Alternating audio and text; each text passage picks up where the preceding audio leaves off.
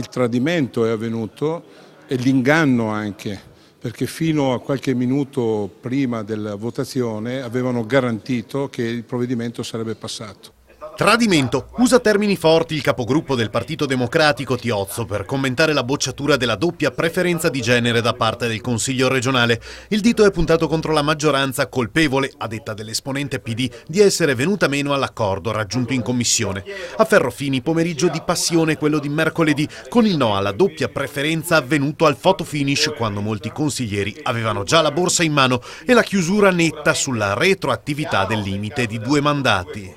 C'era un'occasione storica, cioè quella di creare il rinnovamento attraverso una legge istituzionale, visto che i partiti non sono in grado di autoriformarsi.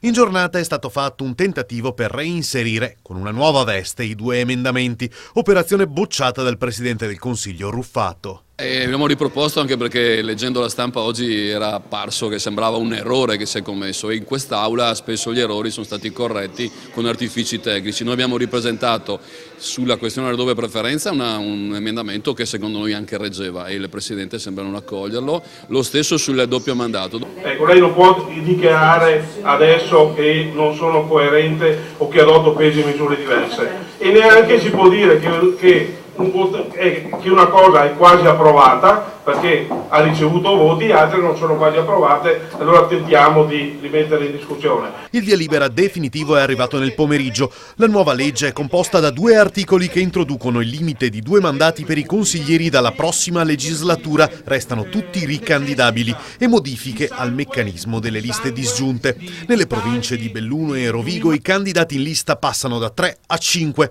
Bocciata la proposta che avrebbe permesso ai partiti rappresentati in Parlamento, come Fratelli d'Italia, di non dover presentare le firme per correre alle regionali.